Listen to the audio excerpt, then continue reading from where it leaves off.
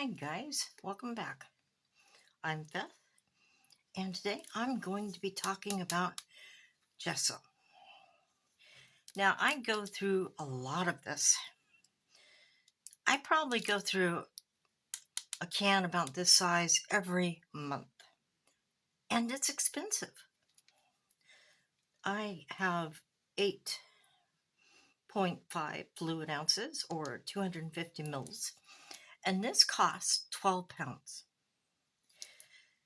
12 pounds a month is too much. So I started looking for alternatives. And actually, this Montemardi is the cheapest one that I could find at 12 pounds. I looked on YouTube for some DIY stuff, and I found a couple of videos about how to make gesso at home, and it was great, except the ingredients they were listing to make homemade gesso was more expensive than if I just bought the gesso. So that was out. Then a couple of months later, after I gave up, basically, I came across a video that had been made like 5 years ago. And it had a recipe for gesso that was actually cheaper than gesso.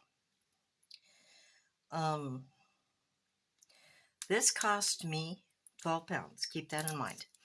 All right, this recipe called for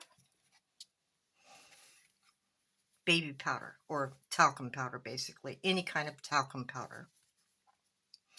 I think this cost 1.5. I don't remember exactly. And the white acrylic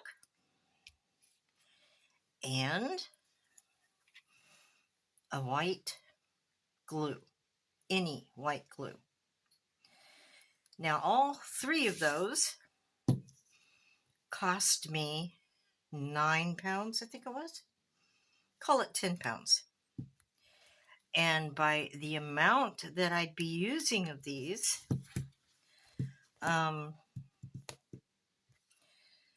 this, what I have right here, would make about 2 gallons of gesso. 4 liters? Yeah, 4 liters. Compared, and under 12 compared to this, 12. So, hello. Let's try it out. I needed water. Don't need that much water, but, just to be on the safe side. All right, I have my container. I have an old measuring cup and some new measuring spoons. So, first thing we need, I'll put the list of what you need, how much. Now, I tried unscrewing this because I just want to be able to pour it, but not going to happen. We need 1/4 cup, 1/4 cup of talcum powder. Okay. 1/4 cup talcum powder.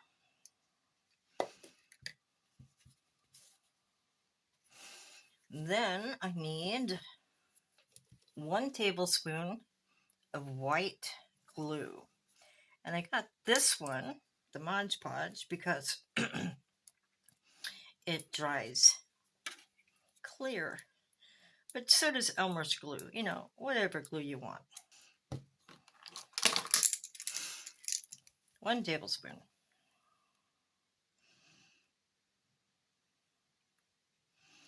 And by the feel of it, I'm going to get 2 or 3 out of this size. Things like Mod Podge, I already have at home. And I did have to buy the acrylic, but, you might have it at home. It might not cost you anything. Okay. And then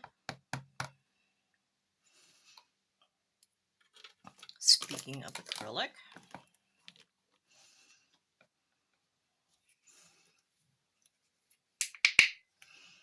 1 tablespoon of acrylic white paint. Now I get the feeling you can use a colored acrylic and get a gesso that has a base color like, sepia or orange or yellow or black, any color you want. But for the purposes of this learning exercise, we're going to use white. Okay, I'll have to clean that. Now,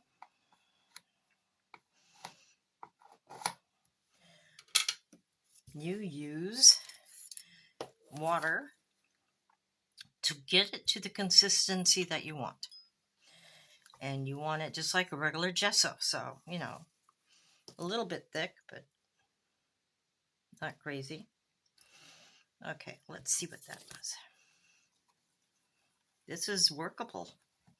Now let's see if it works like a gesso. So let's get a book.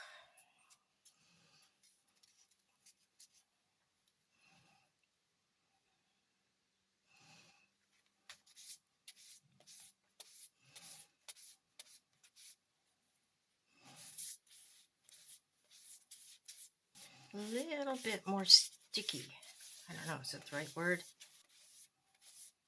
It clings more to the paper than normal gesso.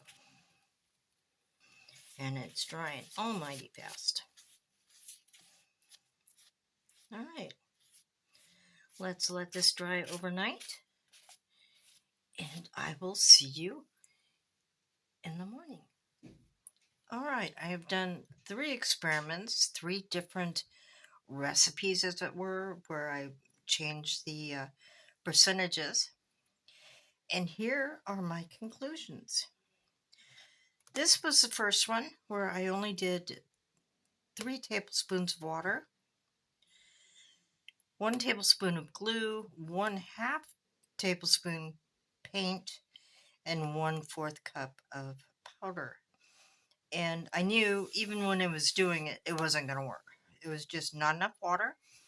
Even with the lesser amount of paint, it's still opaque. I did put some Neo colors on it just to see how it reacted, and did not go through. The paper is very softish. It feels more like cloth.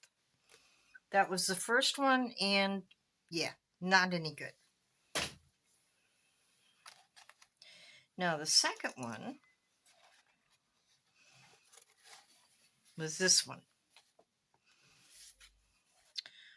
This one had 1/4 cup of powder, 1 tablespoon of the glue, and 1 tablespoon of the paint. And I just added water by eye. I didn't measure it. And then I did some Neo colors on top. It's very pale. That white background really lightens the whole picture. It did not go through. A little bumpy, but that's all. Page isn't quite as cloth-like. It's still a little crinkle to it. I was able to see the picture without a problem. I really like this one, but because I didn't measure the water, I can't really say. And the last one I tried, there it is. This one was 1/4 cup powder, 1 tablespoon of glue, 1/2 tablespoon of paint, and 5 tablespoons of water. And I actually quite like that one. One thing I forgot to mention that previous one. Where is it?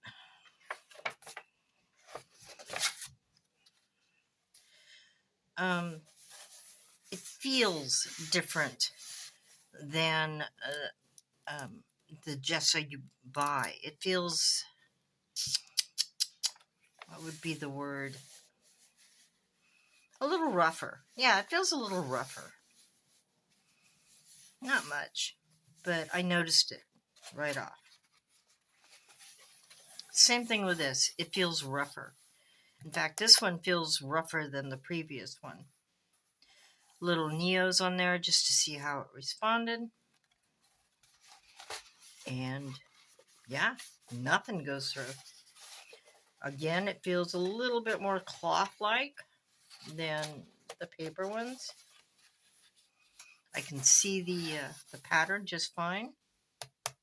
I think overall, I like this one the best, with the 5 tablespoons of water and the 1/2 tablespoon of paint. So that is my experimentation all completed. I will put up what I consider to be the best of the different recipes, and that is this one right up there. If you decide to try this, first try mine, then try what you think it should be. Should it have more water or less? Should it have more paint or less? I do like this one. Thing is, it's so heavy. I can really see the brush strokes. I can still see them here, but it's less. And one thing I also discovered is to let it sit for a while, maybe overnight. And it seems that the powder seems to absorb a little more, and yeah, I kind of like that. I don't see my little thingy. Oh, there it is right in front of me. So you see how that is? It's like really good. And I would also, as I notice this, I would stir it before use on that last time. And each time you use it. And that's it. That was my experimentation. I've got a recipe that I will probably be using because, this DIY, humongously cheaper than this bottle. And I go through way too much not to be doing something like this. That's it. Thanks for watching, guys. See you in the next video. Bye.